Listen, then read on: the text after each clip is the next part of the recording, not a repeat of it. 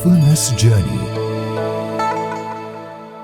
Welcome to Mindfulness Journey on MMC TV USA TV channel.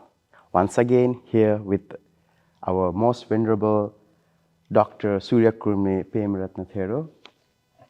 You're most welcome to our MMC TV. Yes, so glad to be here, Bante Suvarna. I was waiting for this event for like a long period of time, and we are very honorable to be have you here at our studio. So I would like to introduce our guest today, our very special guest for our mindfulness journey. As usual, we are learning from a great, inspiring Buddhist personality. So today, our Dr. Surakkulame Pemarathana Thero. He is a Buddhist academic scholar and also missionary Buddhist leader in the United States of America. He is the abbot of Pittsburgh Buddhist Center and also Cleveland Buddhist Vihara. Currently, he is a teaching faculty at Carnegie Mellon University. He's teaching Asian religion, Buddhist modernization, history of yoga and meditation. And he earned his PhD from University of Pittsburgh in 2017. Yes. So Vande, you are warmly welcome to our this show. I would like to start our show with a starting question. You know, what inspired you for this spiritual path? I know different people have different ideal personalities, and what's the starting point for you? Bante Suvarna, I started my monastic life at a quite early age. Oh, like us. Yes, yeah. And I was from Sri Lanka, so I grew up in a Buddhist household, and I visited my village temple quite often. So what really happened was that when I was a small child, I was inspired by one of my grand uncles. My mother had an uncle. He was a school principal, and after his retirement, he became a very religious person, very spiritual person. So the way he conducted himself, the way he talked to others, and he inspired me a lot. So I told him that I really like to be like you. That's a role model. Yes, and then he told me that in that case you can be a monk.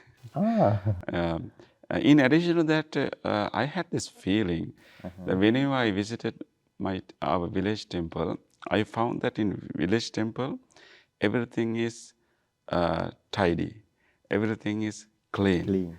Everything is peaceful. There's some kind of different vibe in the temple. Environment attractive. Yes. Whenever I come home, I feel like it's cluttered, noisy. So I already had that feeling that I really like to be in that peaceful environment. But it was a struggle because I was the first child in our family. Oh. So I only had one brother and one sister. So therefore, my parents didn't like it. So my father had a different dream for me, and he imagined that I will study well and develop a career, and mainly will take care of his properties and family lineage. And my mother deeply loved me, so therefore she didn't want to leave. Use love and expectations. Yeah, let me go. Yes. So they didn't like it. So I kept asking, but they didn't approve my idea. But then I approached my grandparents. So when I told my grandparents that I want to become a monk, and they were so happy. As you know, Bante, in Sri Lanka, although my parents didn't like for me to become a monk, but in Sri Lanka, it is an honor for someone to be a monk in a family. It's an honor for the family. Seventh generation, they will be open path for Nibbana. Yes, exactly. So it's an honor for the family. So therefore, my grandparents were very, very supportive of my, willingness to become a monk. So my grandparents gave a lecture to my parents to give their permission. So eventually, I was able to get their permission.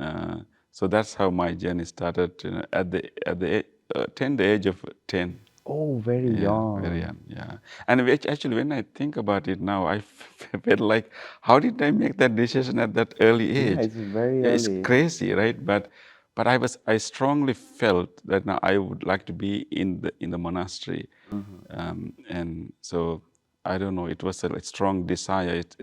We can call it calling, a Uh-huh. strong desire coming inside from me. Wow. So you entered at the age of 10. And how was your childhood in the monastery? And I think it's a new environment for you. Exactly. Yeah. So yeah, definitely. Although I really liked to become a monk, so I didn't go to my village temple. So my the grand uncle who originally inspired me, Mm-hmm.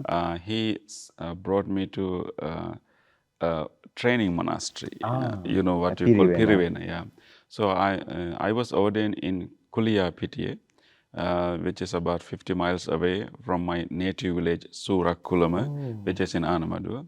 So at that time in Sri Lanka, 50 miles means really a long distance. yeah. Yeah. Um, so, so whenever I came to monastery, Mm-hmm. I start to miss my home, miss my friends, miss my Yeah. school, and my parents and everything. I was crying. But although it was hard, that feeling was not strong enough for me to leave. Oh, So I was still holding and wanted to be in the monastery. And there were also other small monks and young boys that I uh-huh. gradually developed friendship with. And then of course we had teachers Uh-huh. who are very kind.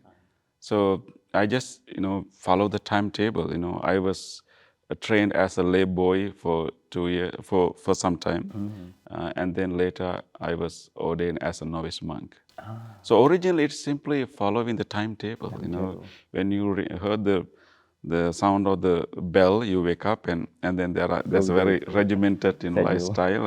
Early morning we do the chanting meditation and cleaning the temple and going to breakfast and memorizing the text, and then going to formal monastic school and then doing religious chanting function. So just follow the timetable. How was the emotional support? Because as a kid entering to a monastic life, uh, emotional support is, I think, a very essential for the growth. Right. Yes.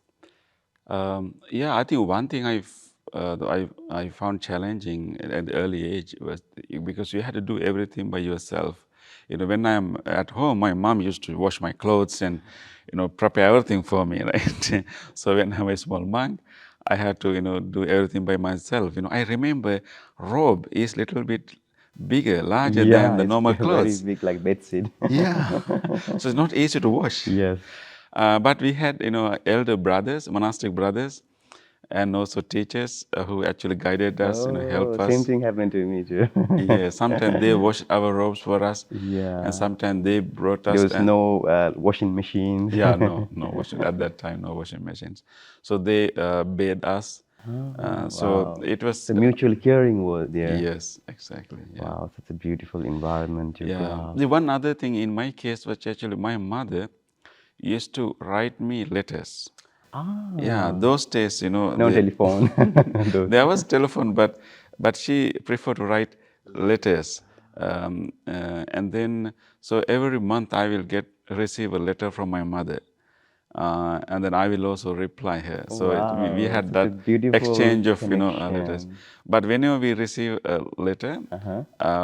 our masters, our Uh-huh. teachers read it first before Oh, they gave it really? to us. So violating privacy. But that is how they train us, they Train us. control us, they discipline us. Yeah. So they will not simply give us the letter, they will read and they will Avoiding give us. spoiling. Yes.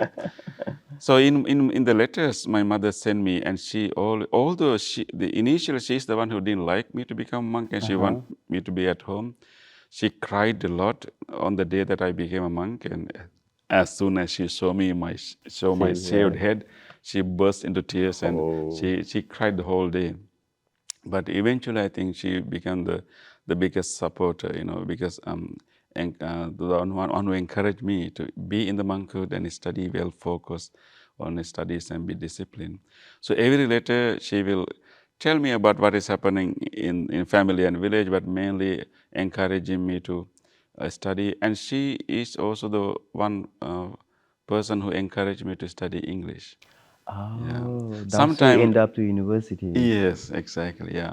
So that was emotional support too. So I will get inspiration from my mother. She will explain me, you can discipline, you can study well, you can be a good monk, you can help so many people as a monk. So she's always, giving those Now her dream encouragement. already came true. Yeah. She used to write poems Oh, also and wow. Such a encouraging me to, beautiful way of yes, communication. yes, Oh, wow. So, as I learned from your biography, you entered to one of the elite university in Sri Lanka, Pemarathana. You completed your bachelor and also you completed your master from National University of Singapore. And recently, you earned even the postdoc and doctorate from University of Pittsburgh. So it's a very long journey of education. Academic education and the monastic is it's kind of two different things, right? yes. So how you navigate around these two different worlds? Yes, so I think it's a advantage, because when in the monastic education you focus more on studying Buddhist text and then a lot of memorizations, as you know, and but when you go to academic field, it's a little bit studying religious or studying spiritually from outside, Very little more critically. critical critical approach. So having these both approaches is very important to have a balanced perspective of religion or Buddhism or any spirituality. So I think when I was a small monk, we follow the monastic curriculum, and we study like languages like Sanskrit, Sanskrit, Pali, and classical Buddhist languages. scriptures. But in Sri Lanka, in monastic education, we also have some secular subjects like maths, English, geography, sociology. So we learn those subjects too. But my master encouraged me to focus on our Oriental studies. But at the same time, when I was a small monk, he really encouraged me to study English, Oh because wow. at the time that I was growing up, and English is not a priority in Yeah. monastic education. Pali, Sanskrit were the priorities, but which is good. Those languages To has to be understand the the priority. complexity. But my master always encouraged me to study English. He gave me private tutors, and then so he brought me books. So he had a kind of vision of me. So my master, most venerable Attangani Sasan Ratana Mahatero, and he really encouraged me to study English. That is how I developed interest in English, and he gave me dictionaries. I used to carry a big dictionary Like when I was a small Malasekara. monk, yeah, Malasekara dictionary. And because of his encouragement, I was able to follow traditional curriculum, monastic curriculum, and also subjects like English and modern subjects. And then once I finished my monastic education all the way to the Prajin exams, and I completed my, what do you call the Rajakiya Pandita, Pandita, Royal yeah, Pandit. royal, this examination conducted by Oriental Studies Society. Yeah, education department. Yes. And after I completed that, then my master encouraged me to go to the mainstream education and sit for what we call advanced level in Sri Lanka, and then got entered to the University of Peradeniya. Wow. So your mother and the master was always encouraging you, were behind, pushing Exactly. you. Yeah. That's how you got all this inspiration for this. Yes, actually, I don't know. It's strangely, when I was a small monk, I think my master saw that there's, some potential in me. So we had a custom in our monastic, our monastery. In the night, when before we go to sleep, we'll come to our master's Master, chamber and we will pay worship. respect, before we go to sleep. So I remember a few days, my master, I was about 11 or 12 years old.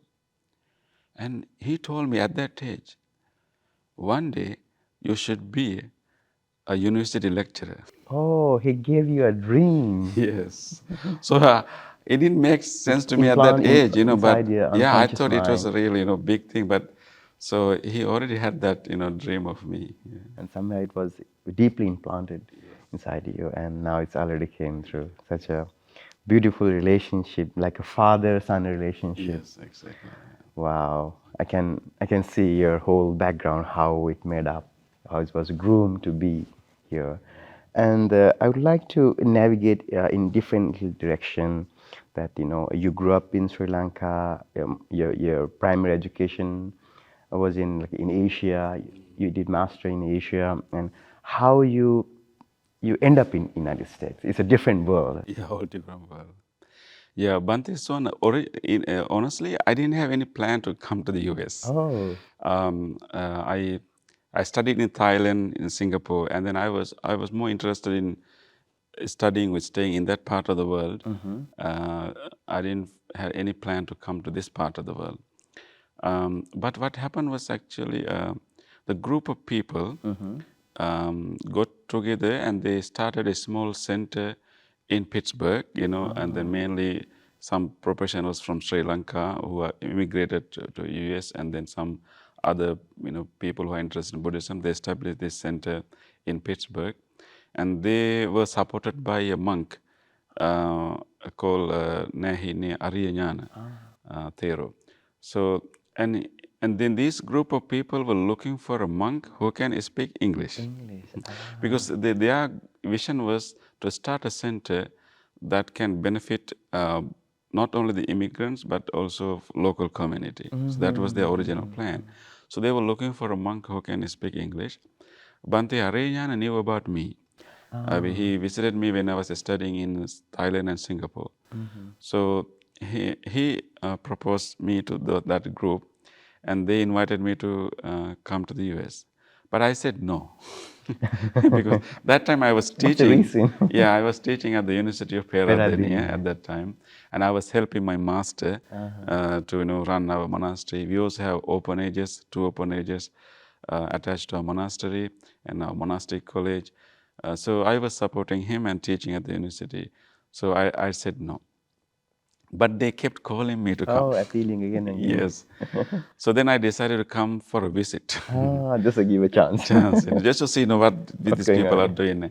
So Did you felt any cultural shock when you came here? of course, yeah. And then so I came as a visit, and then I stayed 3 months, and it was really a different experience. And the main what I remember first was actually here people drive on the other side of the road. Yeah. Yes, so that's already shock, Yeah. enough shock. So so it was difficult. Food was different, and but during the 3 months, initial 3 months, I was really impressed by that group of people. People. I felt that they are genuine. They really need help, and they really wanted to practice and help local community to study Buddhism. And that group knew that I am interested in studies too. So during that time, I already completed my master's. I was looking for a place to do my PhD. So what they did actually, when I came for visit, they already arranged meetings with professors of the local universities They to already clear up discuss. the path. Yeah, they discussed the possibilities of doing my doctorate. So during that meetings, I realized that I can also continue my studies if I come here. So that made change my mind.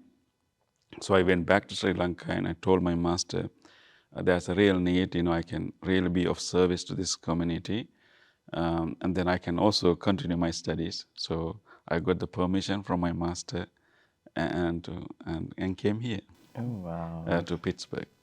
So it's, I think, more than a decade. Yes, more than a decade actually. I came to Pittsburgh. I moved to Pittsburgh in 2008.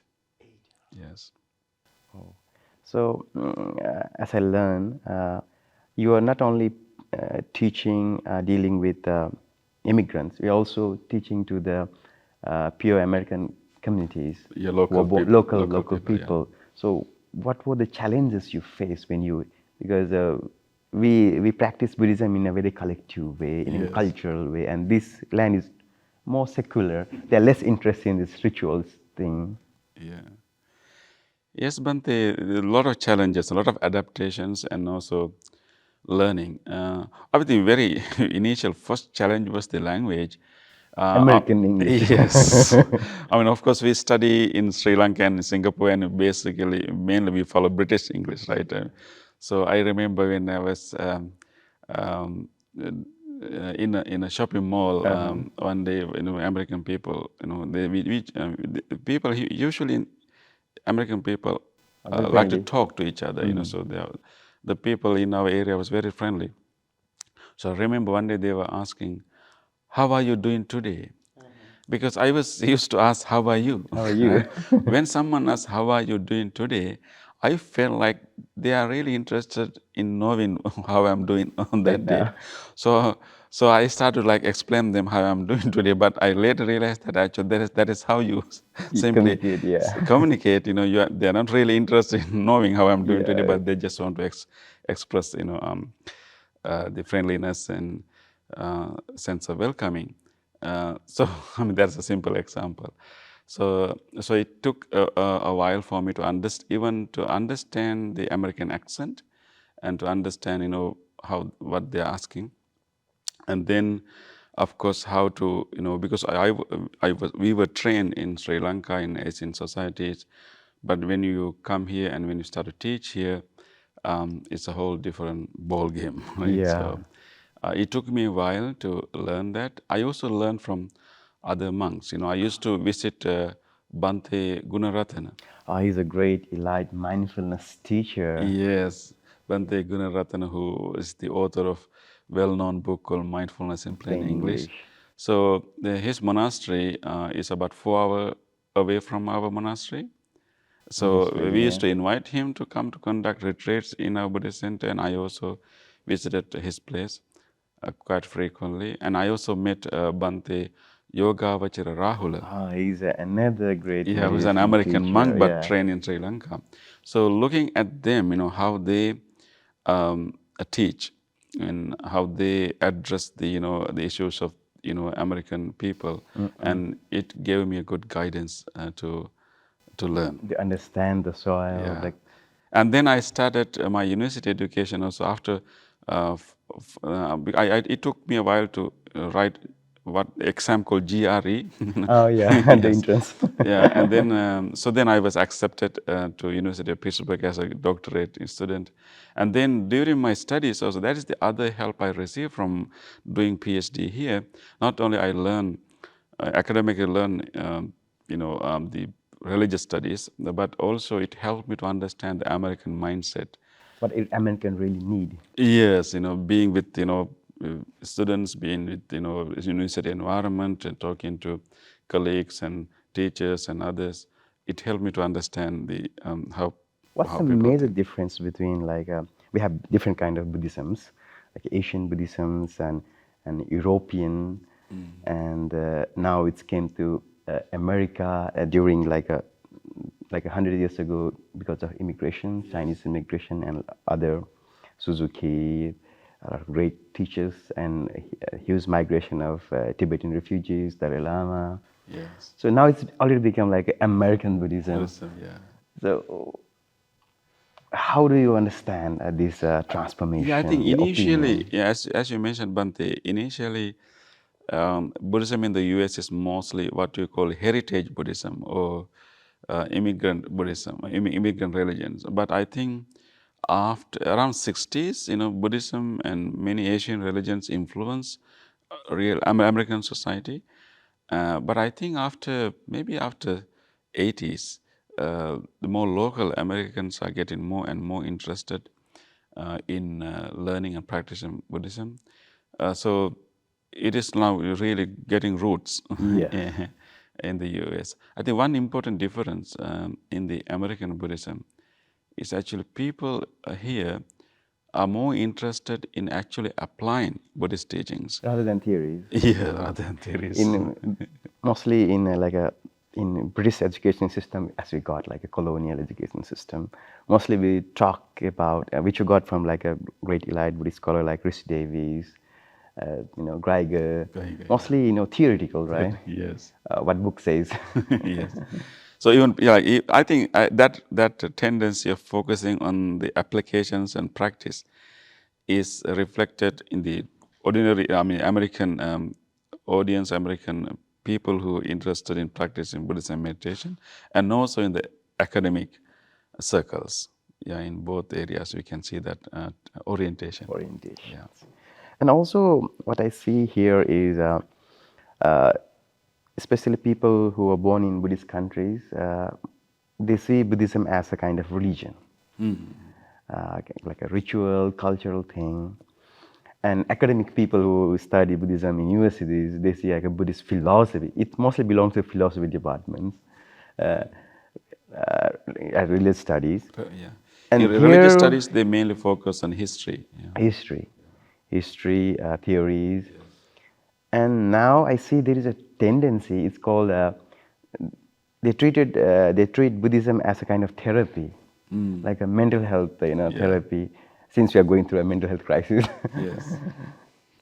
That yeah, because I think uh, uh, people who are interested in Buddhism in America, they really wanted to apply Apply. it and then really see whether it is really working or not. And if it is not working, they will So they are drop it. mostly concerned in application. Yeah.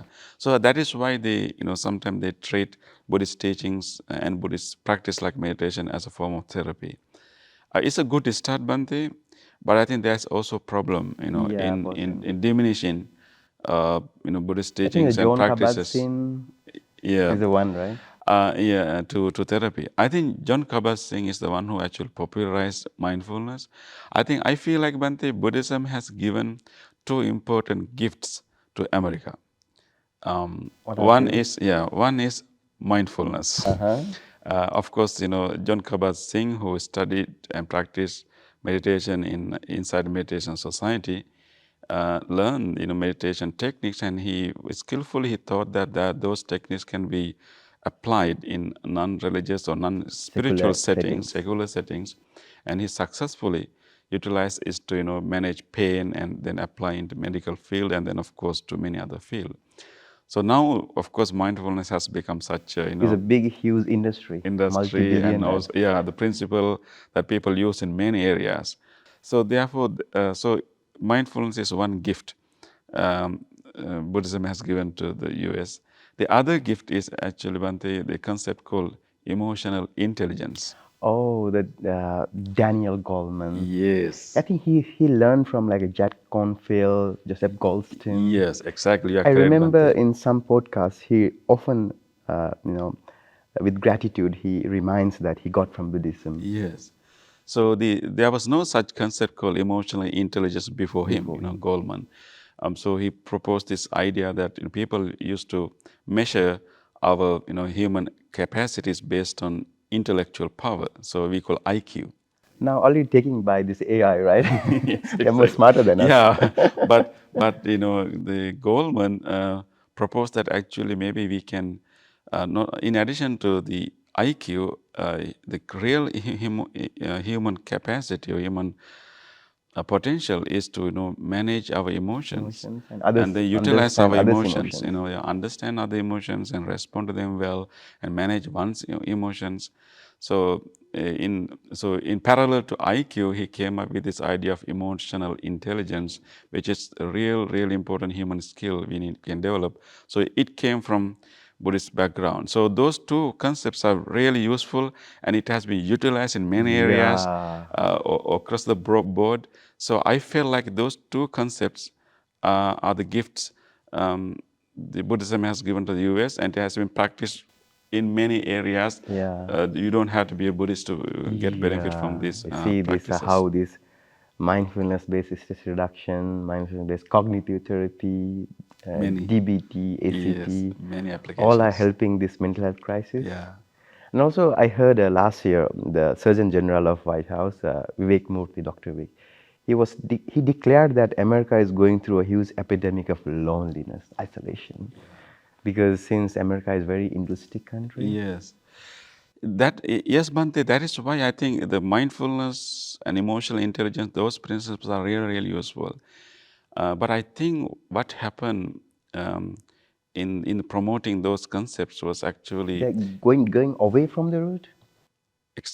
there's signs of that, Bante. That's why we have to be very, very We have to mindful. remind, we have Yeah, to yeah. re-railing. Yes, as you say, Bante, we are in the capitalist society, you have this tendency of what we call individualism, that you are responsible For your for your life. life and you have freedom to be whoever you want to be.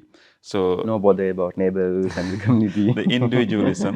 So it's a good concept that people become self-responsible, but at the same time that tendency is it can be not healthy. Because as a human being mammals, we were living for millions, thousands of years as a collective beings. Beings, exactly, Bante.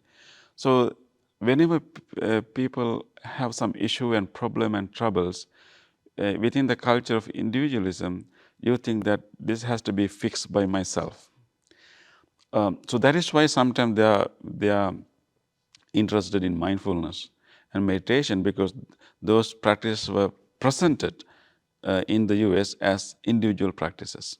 But traditionally, those practices were Done in a done group. in a communal setting and done not in isolation, done as a large training, it's one part of a larger training. Mindfulness was never practiced alone. It was always practiced with compassion, always With a practiced with community. moral behavior. But it was presented in the US as an individual practice and as an isolated practice. So it was very appealing because Attracting, that yeah. supports kind of individualism. So I think now it is a time for us as Buddhist teachers Yes.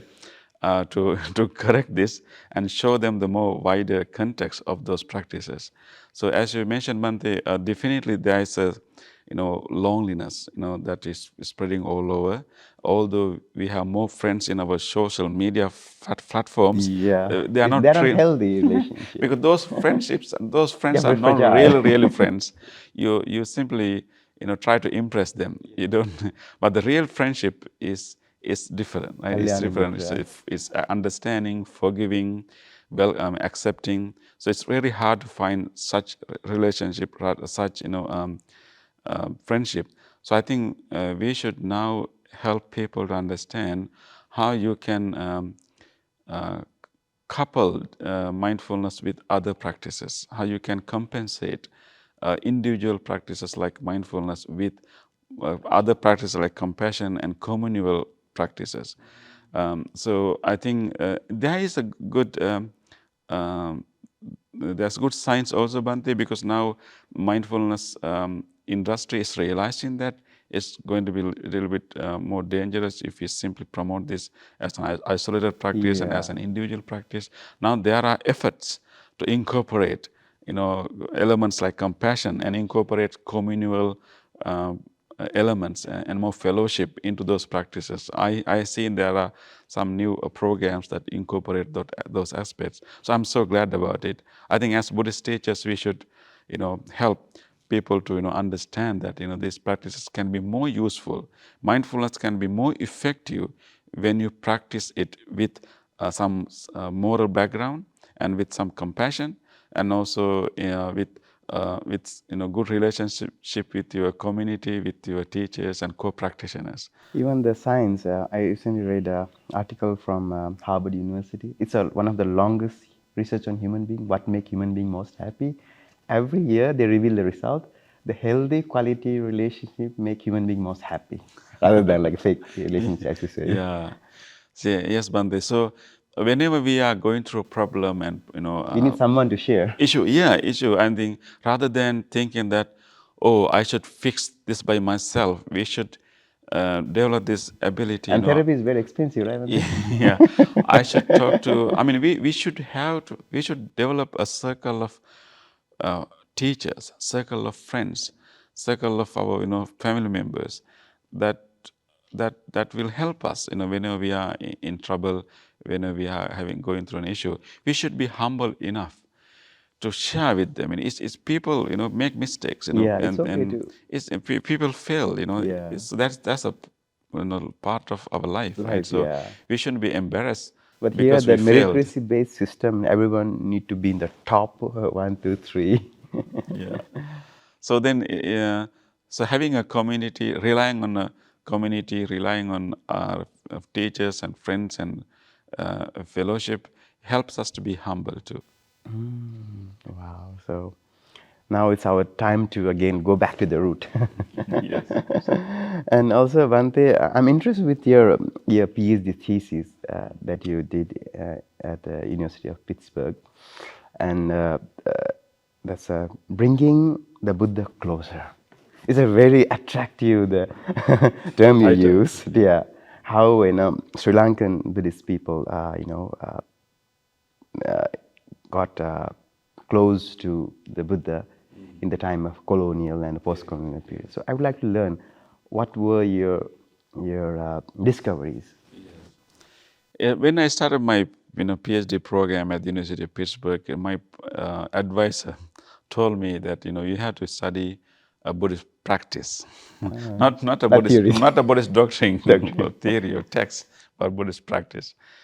So I was contemplating what is the practice that the Buddhists do more frequently. So it's very obvious that most common Buddhist practice in Sri Lanka and in many parts of the world, Buddhist world, is the veneration of the Buddha.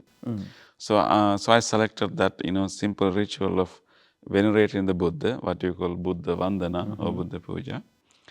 So I did historical research on that, how the contemporary form of veneration of the Buddha in Sri Lanka was formed.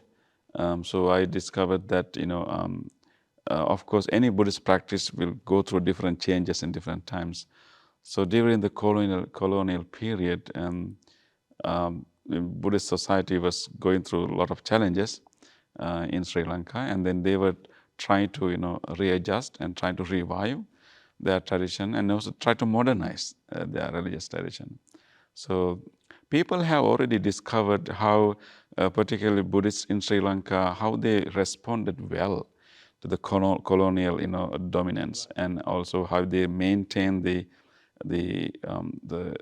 religious tradition at the same time modernizing it, because Sri Lanka is the first country to establish the Buddhist based public schools in parallel to Christian missionary schools. So of course, thanks to American Olcott Henry. American theosophists, Henry Olcott, Henry Steele Olcott, we were able to establish Buddhist schools. And then Sri Lanka also the first country to start Sunday Buddhist school in parallel to the Sunday Christian schools in the churches. So there were a lot of practices, Buddhist communities in Sri Lanka started as a way of responding and resisting to colonial dominance. So many of those practices were studied by scholars.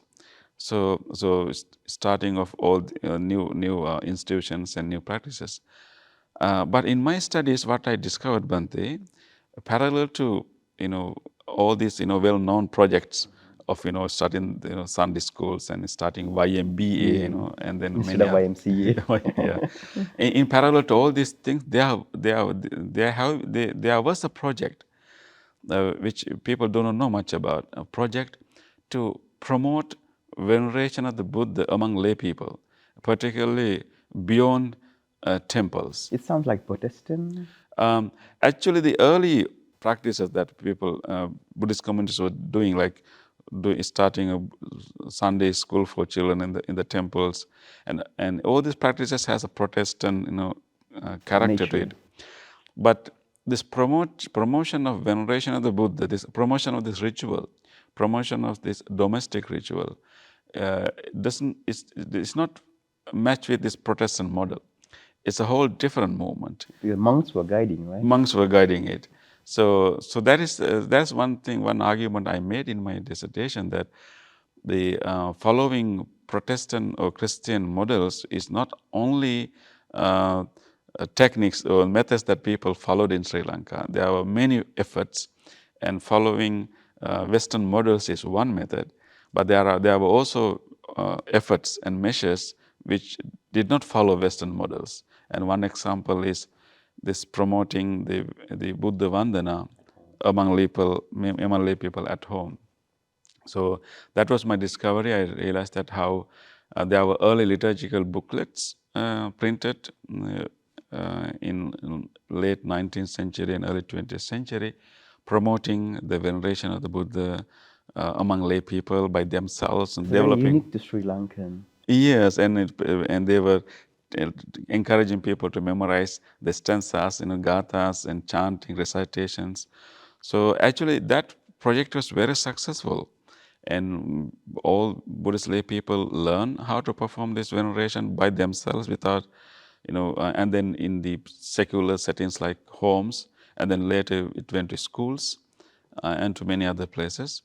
And then, so the title I selected, Bringing Buddha Closer. So in addition, so the one important response they did actually during this colonial context was to bring the Buddha closer to their life. So those before in pre-modern, pre-colonial era, people used to go to temple to venerate the Buddha.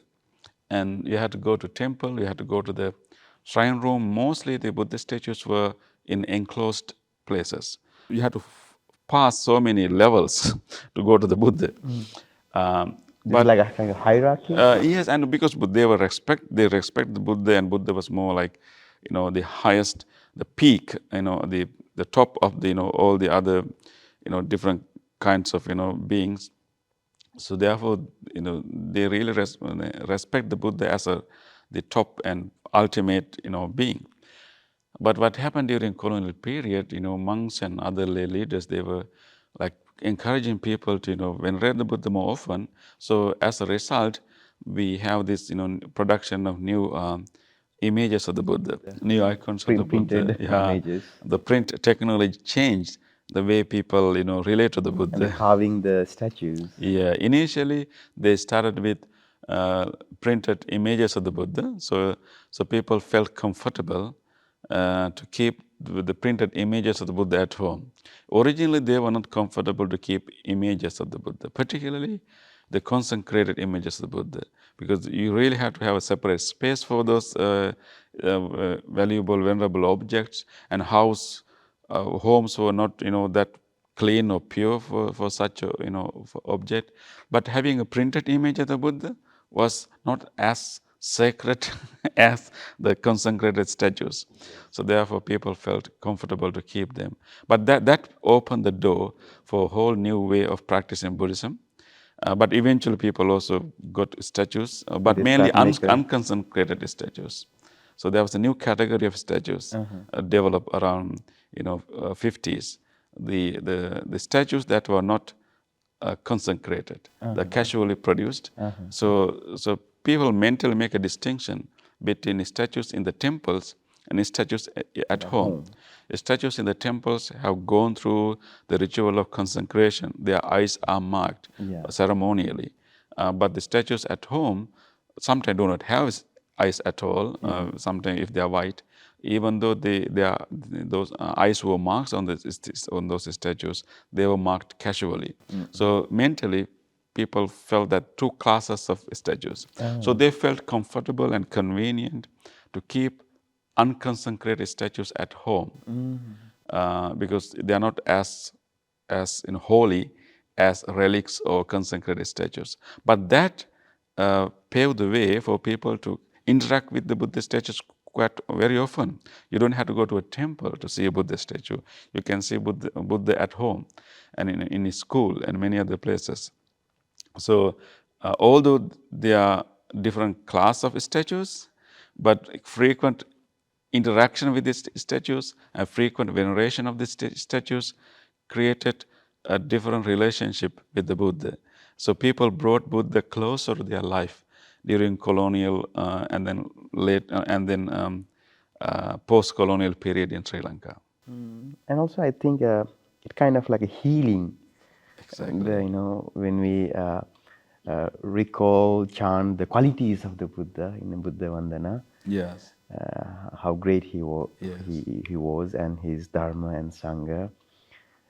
we embodied his their triple gems quality in us. Exactly, Bhante. So that's what these new classes of statues did. These statues help people to think of the Buddha more often, because the underlying principle of veneration of the Buddha is Buddha Anusati, reflecting on the qualities of the Buddha. Because in Buddhist practice of venerating the Buddha, we don't make any prayers. We don't, ask for any favors or any we don't make any requests. It's simply, reflecting on the His virtues of the qualities. Buddha and then paying our homage and paying gratitude. So the statues of the Buddha reminded people of the Buddha, and so there are a lot of reminders at home and in other places that change how people relate to the Buddha. And at the same time, as you mentioned, Bhante, you are correct. Those statues function more like a healing objects, because I interviewed a lot of people You who, did a field. yes, field work in Sri Lanka. And I wanted to understand, particularly the lay people, because I was a monk since I was 10 years old, Right. so I have no idea how the ordinary lay people relate to the Buddha, and I know, I knew to some extent, but I really wanted to know deeply, how Buddha, how in their household life, in their household, routines, how they place the Buddha. So I did a field work and I spent time with families and talked to them, and I also talked to young people and also older people, and so I realized that especially people who are going through a lot of challenges and difficulties in their life, and people who are Burnout. widow, so Oh, widow and single widowed parents. people, and then also people who are sick, and also people who are in hospitals. Bhante, in Sri Lanka, every hospital Every ward house. in Sri They Lanka have a small shrine. has a Buddha statue. It's a new phenomenon. So I talk to parents, and I want to find out who is putting these statues in these hospital wards, right? Yeah. So I realized it's not not by the government or any other big organization. It's simply the healthcare workers, the nurses They also association, burn out, right? yeah, healthcare workers, and they put these statues, and they also take turns to bring Take care. flowers and make offerings to these statues. So I spent time So with them. chaplaincy was happening there. Yes, Hospital without a formal chaplaincy. chaplaincy. So I talked to them to understand why they are doing it. So the answer I got them, the kind of veneration they do in the hospital is very different from the kind of veneration they do in temples. Because those nurses were telling me that most patients Mm-hmm. in the hospitals, um, although they are getting treatments, they are mentally down, Distracted. and then they believe that having a Buddha statue in the ward, and preparing some offerings like flowers and bringing this plate of flowers to the patient and letting the patient touch that flower Is before offering to the transformed. Buddha. So those practices, they believe, these healthcare workers, they believe that that will give them some kind of positive attitude. So they were actually giving a kind of therapy Therapy. to these patients and also to themselves too, Too, as you yeah. mentioned, but they are also They have like burnout. called compassionate fatigue, right? Yeah, yeah. So those nurses, when they come to work, they bring flowers from their homes to offer to these Buddha statues, and they bring other offerings, and they do it as a part of their beginning of their work. And nurses have told me that when they started their day with some form of chanting and veneration of the Buddha, it helps them to endure all the hardships. So what I realized, Bhante, the way that Buddhist statues are used in Sri Lanka is it's a form of meditation. Here, we ask people to practice mindfulness and do like in mindful observation of the breath or whatever. But in Sri Lanka, they use Buddhist statues. They use the veneration of Buddha as a form of meditation. So they release their stress not through isolated meditation, but through connection with the Buddha statue And and the doing most a of the Buddha statue recitation. are in the meditation posture, right? Just like Yes, yes.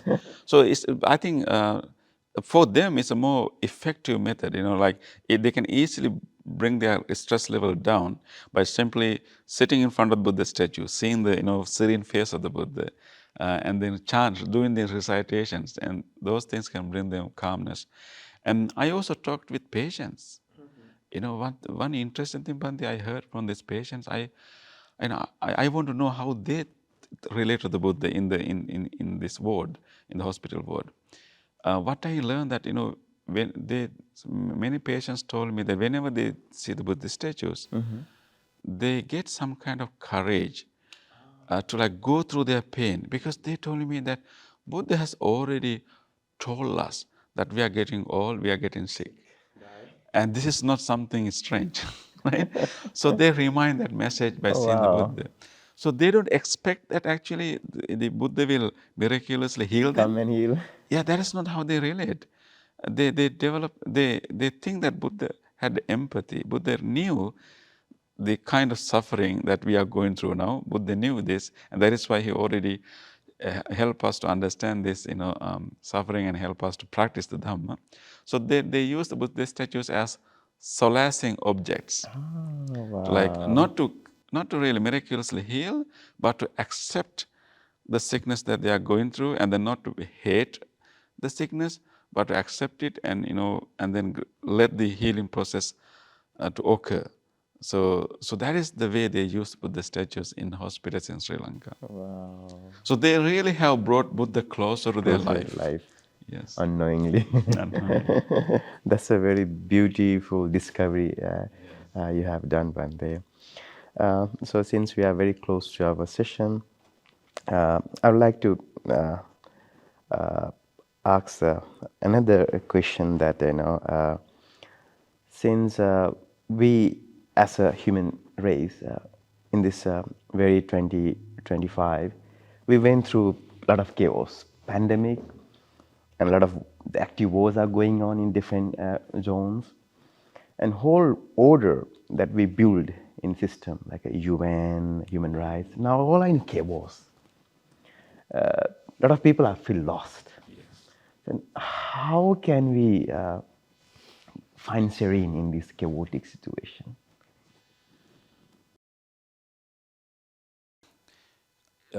You are correct, Bhante. I think human society is moving to a different pace now. Of Now course, AI is take over our a lot of yes. jobs. Yeah, I think our Thinking capacity. yeah, our infrastructure has changed, and then the way we move around is changed, how we communicate among us has changed. So definitely we are moving to a different pace. As you mentioned, Manti, many our traditional social organizations are in not stable. Uh, so this is a shifting period, and definitely it's going to be a little bit chaotic before we really find out what is the next pace. It's challenging, Bhante. I think I remember, there's interesting talk by or article by Jack Cornfield talking about, the modern chaotic, unstable situation is similar to the period of a butterfly. So, you had to be in a cocoon, before you become a butterfly. So Butterfly. this transition period to the next phase of our human society is chaotic. We had to do a lot of exploration, a lot of self, questioning, self exploration to find out what will be our next phase of being. So it's challenging, but I'm hopeful, Bante, we will eventually move beyond this chaotic situation. I think because of our technology, people are, getting to know each other, and then people have this sense of global now.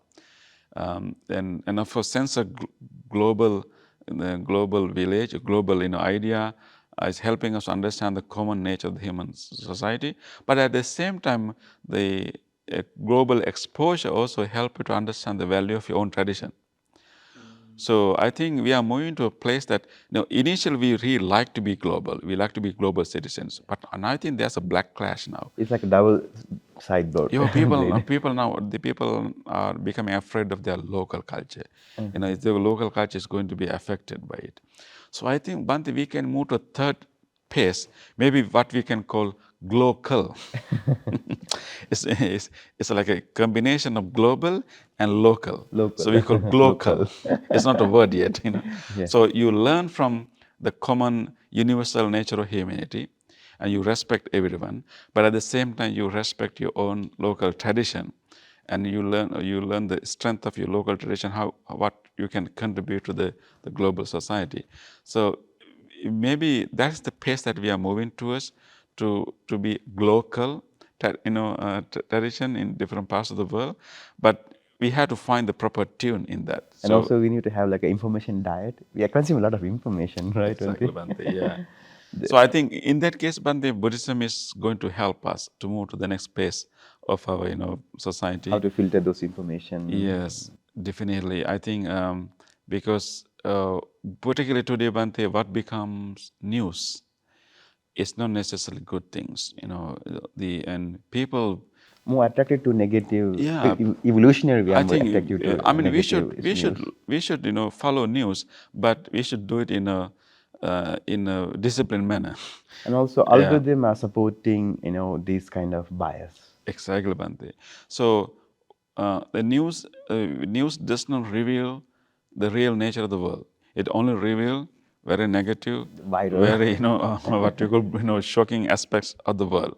So therefore, we should treat news not as the picture of the world, but as something shocking, something Stories. yeah, one story. So we should train our mind to go beyond that. And also, as you correctly mentioned, Bante, we should also learn whatever appears in our social media is following the algorithm. And then we should have enough strength, and we should develop with Yeah, mindfulness. vipassana inside. Yeah, with mindfulness and with Buddhist wisdom, we should develop inner strength, not to be fooled by the algorithms. And we should train our mind not to become a victim of the algorithm. Maybe we can use our insight to change the algorithm. Yeah, I think Purposely.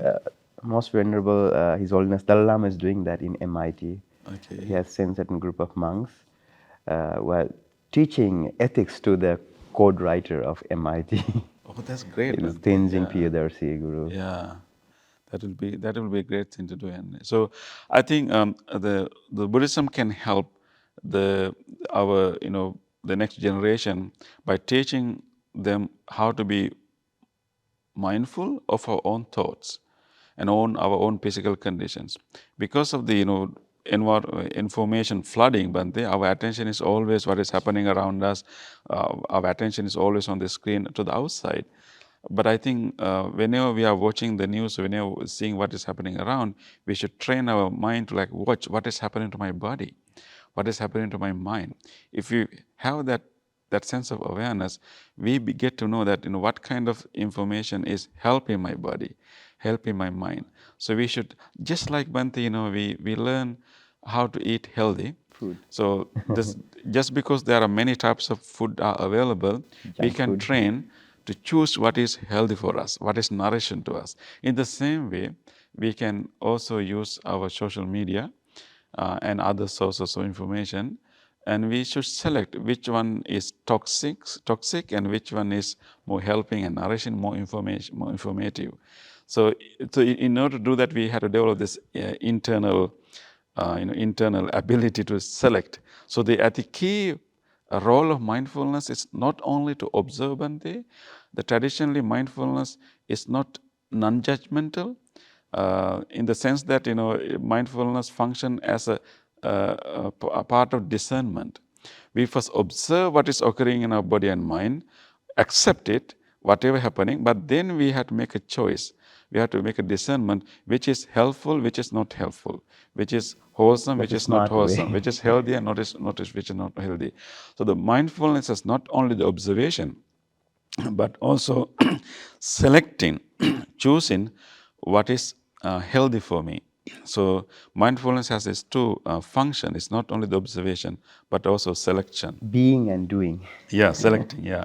So I think that's how we have to broaden our understanding of mindfulness. We can observe what is happening in our body and mind. Then we can make a decision whether I want to continue this way of feeling, whether I want to continue this way of thinking. And if you find that it's not helping, and you can use your ability, your conscious power, you can take a deep breath and drop that thought, and purposely redirect your attention to something Healthy object. healthy, something useful. So we have to broaden our understanding of mindfulness. It's proactive. It's not only simply observing or passive. You start with kind of passive, accepting kind of observation, and then you are moving towards more proactive uh, aspect that you make a choice whether you want to continue this way or not. It means that the people who practice Buddhism are not very, not always, live in a very secular cabin and stay with themselves, but also they are very active in the society, like Yeah. activists. Yes. And then that is how, uh, these like skills of mindfulness and then other skills like compassion and all these things has to be practiced in a communal setting, right? So we get the chance to test ourselves when we are in the communal setting. When we are by ourselves, You don't we no, know. yeah, we don't know, what is the, we cannot check ourselves. We don't see ourselves. So we see ourselves in front of others, right? And so therefore, being with others and being in the community is a part of our spiritual practice, and we can definitely test our own level of mindfulness, and then also it's an opportunity for us to practice our generosity and compassion, and then it become a holistic Buddhist practice. Wow, each and every person you meet, each and every situation you go through are the testing ground. Yes, yes, Bhante. Some people are testing you more than others. Yeah, but people often stuck inside these training places like retreat center. They are very attracted to the retreat center. Yeah. Yes, I think, Bhante, we had to have that kind of training. We had to go to isolated place, conducive place to get training, and then of course we had to go out to the society to practice that, and then at the same time put that training into test, and also influence others in a positive way. Like, of course, whenever we learn to drive, Bhante, we had to go to a training ground. Yeah, We had to go to a, maybe, when I was, learners. yeah, when I first came to the USA, one, a challenge, I experienced was to drive, because in Sri Lanka, I never Never. driven. So therefore, here people taught me how to drive. And they brought me to a cemetery. Oh, somehow Then, we are going to die. then I asked them, why did you bring me to this cemetery to train me to drive? And they told me that here there's No one no one would. to die. They already Everyone has dead. But actually, because cemetery is a peaceful place, peaceful so place. no, not Yeah, many no traffic. vehicles, you can train. So in that way, you train to drive in a conducive environment. But once you get good training, And you you go to have the to wild. you have to go to the roads and then drive. So in the same way, so it's important from time to time we go to a retreat The center or recharge a yourself. conducive place to hone our skills. But then we should go out in the society, and mainly for two purposes. One is to test our training. The other one is actually we should influence others in a positive way. So if you have good training within you, if you have good sense of mindfulness, good sense of compassion, and when you are more in the society and you are influencing others, in many indirect and indirect ways. So not only we should practice this spiritual path, we should also encourage and inspire others to practice this path. So be out in the community.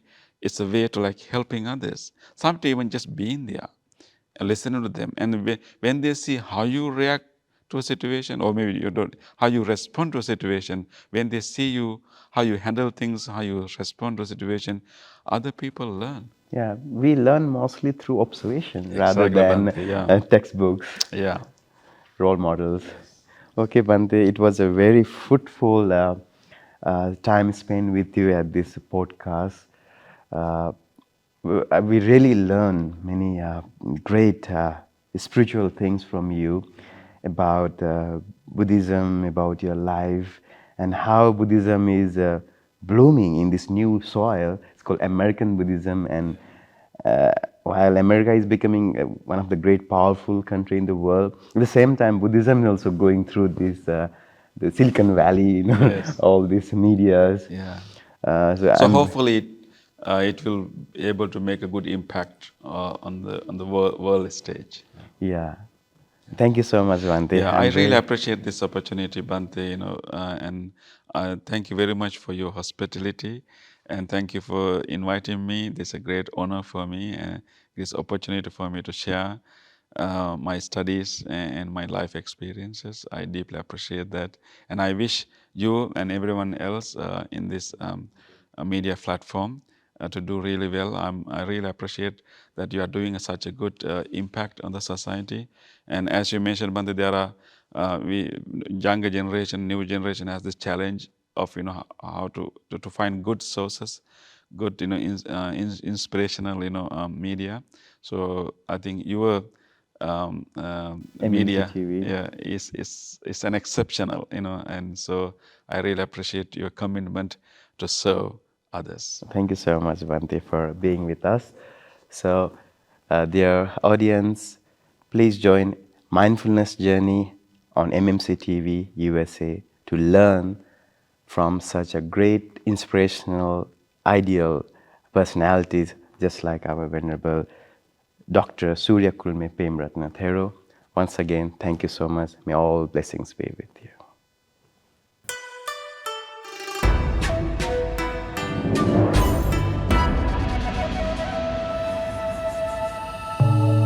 Mindfulness Journey.